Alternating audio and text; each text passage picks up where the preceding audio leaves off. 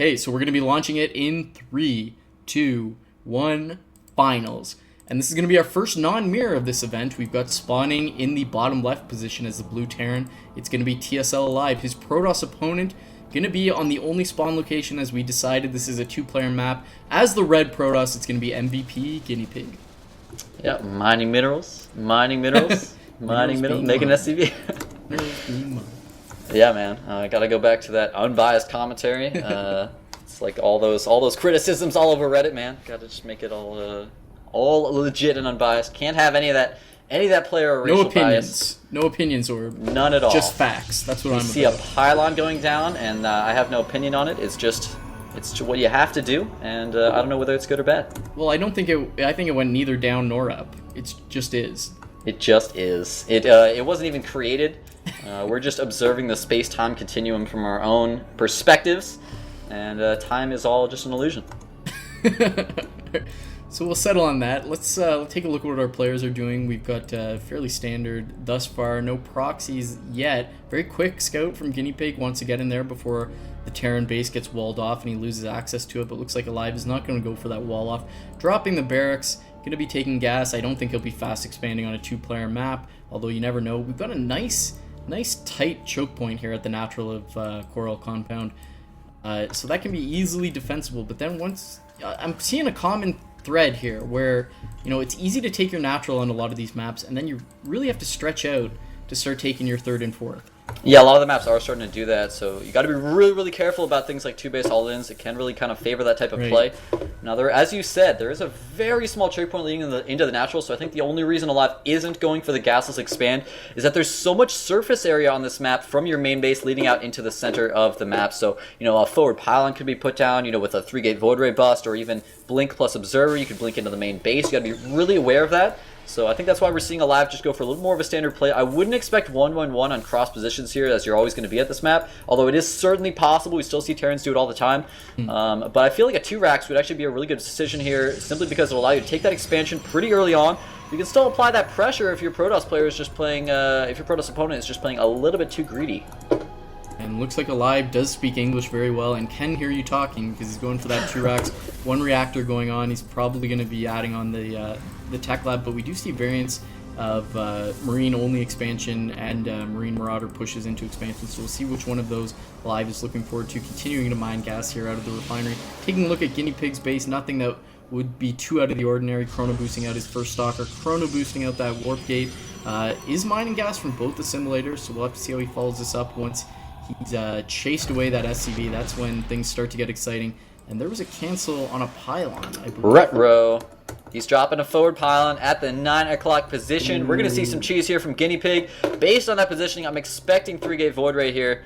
But I suppose it could, in theory, be like, you know, proxy DT tech or something. I just wouldn't expect that to be in that position. Maybe it would be like all the way at the top left. There it is. Stargate going down. We should see 2 additional gateways be placed as well for Guineapig here in just a moment, as his warp gate is approaching that halfway mark. And we'll have to see how well Alive's going to be able to prepare against this. He did go for concussive shells first. He's not like trying to rush out stim. And the question is going to be, will he have enough Marines here? Because he's going to be pumping Marauders off that barracks with the Tech Lab. It's going to come down to how many Marines he has, how good his micro is, and whether or not he builds that fabled bunker. And concussive shells really not what Alive would have wanted there. You know, even combat shields would have helped him out more. Of course, stim being ideal, but I don't think he would have been able to get that out in time. So maybe he'll be able to deal with the ground forces. With oh my god, you see this, Chill? What am I seeing? Oh my god, his SCV just scouted the Stargate. Wow. Wow, great scouting there by Alive. He actually sent his SCV around the corner of the map, had it rallied around all these different points, and sees the Stargate as it starts. The Void Ray, look at this, the Marines are going to come over here. They're going to be able to kill off the pylon. This is an awful situation for Guineapig. Oh my god, forced to cancel the Void Ray, and Guineapig is just in shambles right now. What do you do in this type of a situation when you just lose your entire tech path, and it's like, what type of transition can you do? Oh no, Stalker gets caught by concussive shells. Guineapig, everything going wrong for him in this first game of the set. That is so brutal. So let's see how he's transitioned. Warp gate just finishing, but this does not look like a 1 force field ramp. So we'll have to see how, well, maybe we'll have to see how much surface area is able to be blocked by that force field. If Alive indeed decides to push, looks like he's getting aggressive. No expansion on the way, but he is floating quite a bit of minerals, and there goes the command center dropping. So he'll push in, realize that there's no natural, and he's going to go up the ramp. and he'll be able to do quite a bit of damage here, focusing down that pylon immediately. 2 warp gates trying to finish. Only 2 stalkers out here, and this is going to deal so much damage here. This could actually be game-ending. Guineapig, unfortunately, was not able to get that sentry in time because he was supply blocked after losing that pylon from those Void Rays. So, oh my god, what can he do right now? He's lost his last Stalker. He's losing a ton of probes. He might be able to pick off the rest. He will be able to pick off the rest of these units, but at such a high cost, 11 workers have been killed here. Up to 13 now with those last shots from those Marines. So right now it's 12 probes to 27 SCVs. And one little minor point I wanted to touch on there was that we actually saw some awesome multitasking there from Alive. Guineapig tried to sneak a probe over, make a pylon at that Void Ray, or at the Stargate again, but Alive had actually rallied just a couple of his units over there. So a couple more Marines got over there. We were able to stop that. Otherwise, if he hadn't noticed that, you know, we could have actually gotten that Void Ray out, and then we could have started seeing a completely different game here. But since that wasn't the case, and since Guineapig was supply blocked there and unable to get a sentry at the ramp, he just got himself so far behind in this game. Yeah, absolutely. And Alive is gearing up to get aggressive here. Yes, he's got the expansion to transition into mid-game, but he's not getting any more tech. He's not putting down the factory. He's just slamming out 4 barracks. Going to be able to make a lot of units, and that's going to really put a lot of pressure on Guineapig when he looks to step out of his main base finally, which is probably going to be in a minute or two, and tries to take that natural. He's going to run into just a ton of units from TSL.Alive, and I don't know what he's going to do to try to get back. And now with that factory about half done here for TSL.Alive above the refinery, it's games like this that just make me feel like it's just futile. Yeah, I know exactly what you mean. It's like, obviously he's going to continue on the game. Why would he leave when it's, you know, maybe he's not as far behind as he thought. You know, maybe Alive cut a lot of SCVs there. But at the same time, it's like we know from an observer's point of view that there's just almost no way Guineapig could win this game. It looks like he's going to move forward for the aggression. No, the observer sees the Terran army. He's going to go ahead and fall back here. He's got to be careful. Only has 1 immortal in this army. Has not continued any production from that robotics facility. Meanwhile, the expansion from Live is already up. He's going to be able to double produce SCVs. He's already at 31 harvesters to 17. He did get that factory up, and he's getting a starport already 3/4 of the way done with the reactor on the factory. So he can switch that off. We'll have double medevacs coming out.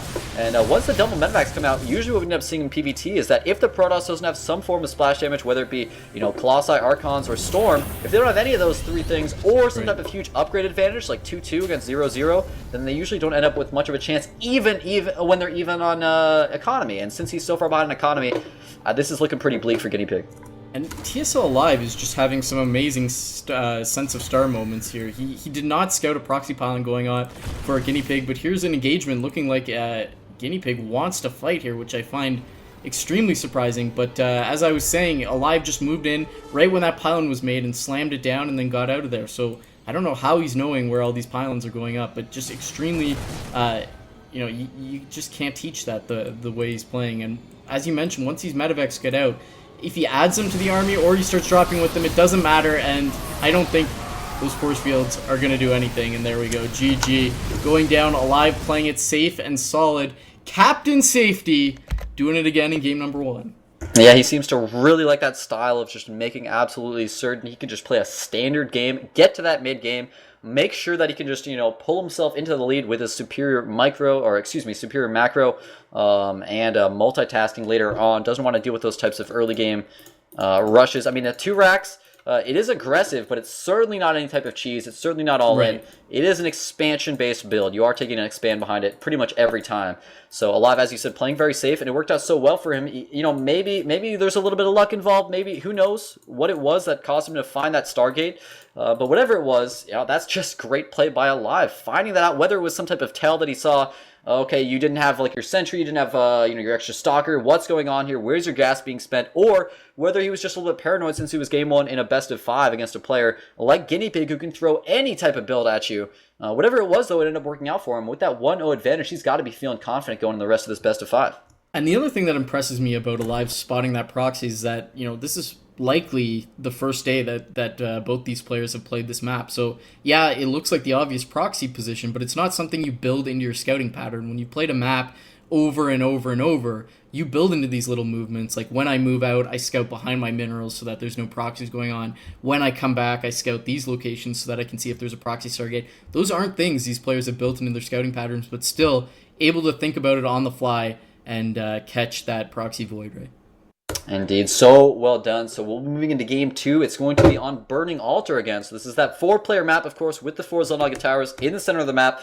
This is a map that, you have to play very, very solid on technically. You can't just kind of move your army around and just hope to find your opponent's army or go for some type of attack. You need good map control. You need to know where your opponent's army is at all times. You have to watch for drops. I think pylon placements outside the base of Guinea Pig are going to be absolutely crucial if we get to the mid game here. But I'm basically just hoping for cross positions, Chill, because if we get, actually I don't even know if close positions are possible or not, but if we do get them, that could be pretty dangerous for Alive, since he does like to just play that safe style and probably doesn't want to have to deal with those types of early all-ins. Absolutely. So let's jump into the game, and then we'll continue the analysis. So, Orb, I'm assuming you're ready to go, because I know you have that Game Boy just in your sweaty hands ready to go. So I'm going to say let's start it